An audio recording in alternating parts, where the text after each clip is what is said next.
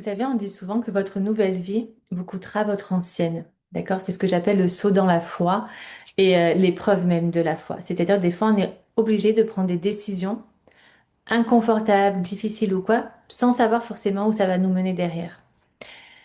On pense souvent que le changement est inconfortable, d'accord? Qu'il est douloureux. J'y ai cru longtemps. Mais ce que je me suis rendu compte, en fait, c'est que c'est pas le changement qui est douloureux, parce que lui, il suit juste son cours, d'accord? La vie est faite de changements.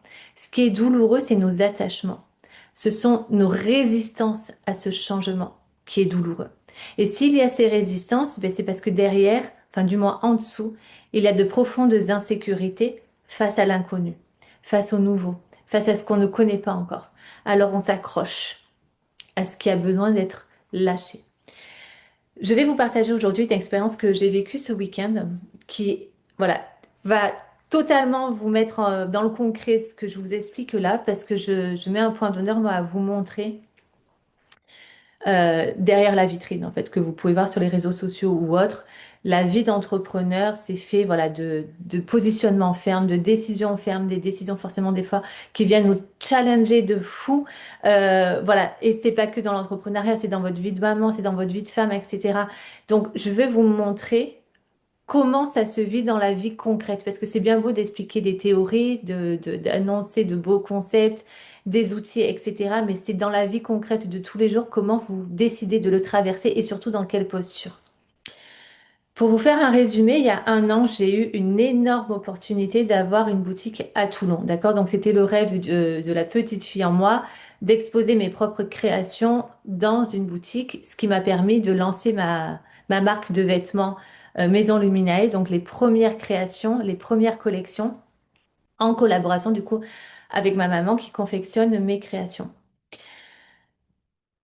J'avais demandé donc un bail précaire de un an pour tester l'emplacement, d'accord? Donc je me lance il y a un an. J'étais super contente de ma première saison, on va dire, donc l'été, tout ça. C'était super encourageant, etc.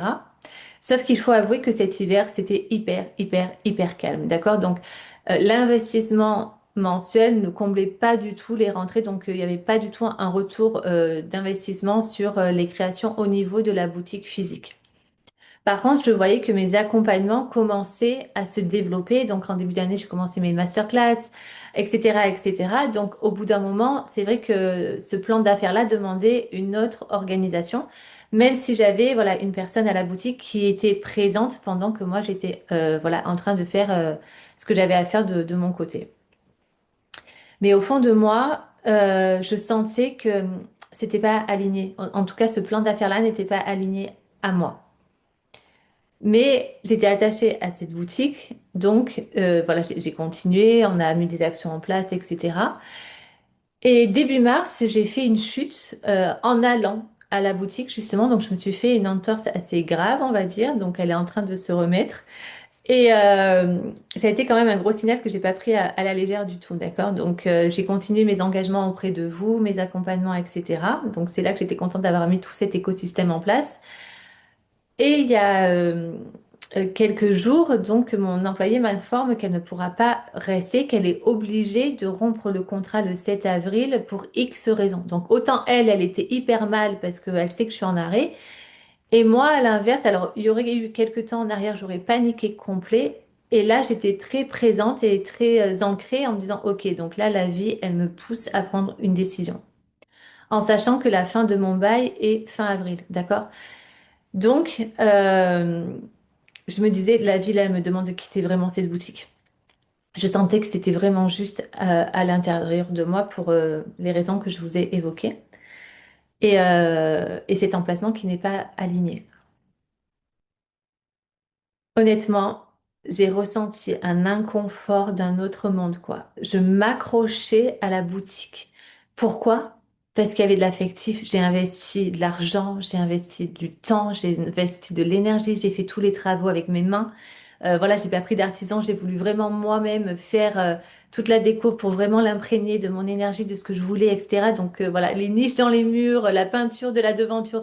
Voilà, j'ai tout fait moi. J'ai des proches quand même qui m'ont aidé, mais tout a été fait voilà, avec nos mains. Et donc j'y tenais vraiment à cette boutique.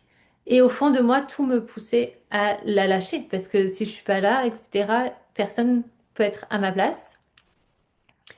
Et je sentais que voilà, ce plan d'affaires ne me correspondait pas dans l'instant. Donc, je suis allée dans mes ressentis, je suis allée vraiment ressentir vraiment, j'ai traversé tout ce que ça venait déclencher à l'intérieur de moi, comme déception, comme résistance, comme la peur du regard des gens, etc., etc. Jusqu'au moment où je me suis dit, bon, si la volonté de la vie, voilà, c'est que je lâche cette boutique, ben, je me plie et, voilà, et que la volonté soit faite. Donc, je prends la décision, voilà, de pas renouveler ce bail. Parce que rien que l'idée de refaire une année complète, ça se crispait en moi, c'était pas possible de refaire l'hiver que l'on a eu. À partir du moment où j'ai été dans l'acceptation et que ma décision a été prise, même si j'étais encore dans mes ressentis, 10 minutes après, je reçois un message pour une opportunité de dingue. Donc, je vais pas en parler là parce que c'est pas le sujet et qu'il va falloir quand même un petit temps pour tout mettre en place. Mais c'est vraiment une énorme opportunité. Pourquoi je vous dis tout ça? Parce que quand je parle de la foi, elle ne vient pas quand tout va bien. D'accord? La foi, elle n'est pas là quand on a une vision long terme et qu'on voit que les choses se mettent en place rapidement. Dire oui, moi j'ai foi, je suis le flot de la vie. Mais qui es-tu quand ça devient vraiment inconfortable?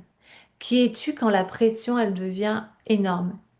Qui es-tu quand la vie te demande de lâcher ce qui compte pour toi, sans savoir ce qu'elle a prévu de toi derrière? C'est là que tout se joue. Et c'est surtout là que ta structure identitaire, elle se consolide, vraiment.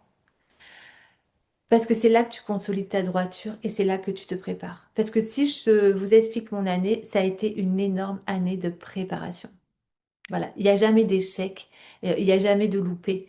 Tout est une question d'apprentissage parce que cette année, j'ai embauché, j'ai fondé mon équipe, j'ai créé mes propres vêtements, j'ai lancé mes premières grosses masterclass, j'ai traversé des peurs immenses, j'ai appris à gérer la pression et le stress. Enfin, j'ai appris à maîtriser, voilà, et à gérer une charge mentale plus grande. Enfin, ça a été une année d'apprentissage de dingue qui fait qu'aujourd'hui, je suis prête pour l'après.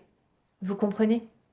Donc c'est tout ça que j'explique et que je transmets dans mes enseignements, enfin surtout dans mes accompagnements, parce que tout part de ce que vous portez à la racine de votre identité. Donc je sais que tout ce que j'ai libéré à la racine ce week-end avait besoin d'être libéré pour pouvoir accueillir ce renouveau et surtout être dans la posture et dans la capacité de pouvoir le tenir.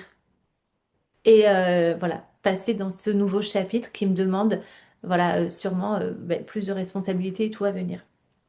Donc, si vous voulez vivre ce processus, y goûter, je propose 4 jours de masterclass du 7 au 10 en direct. C'est cadeau, d'accord?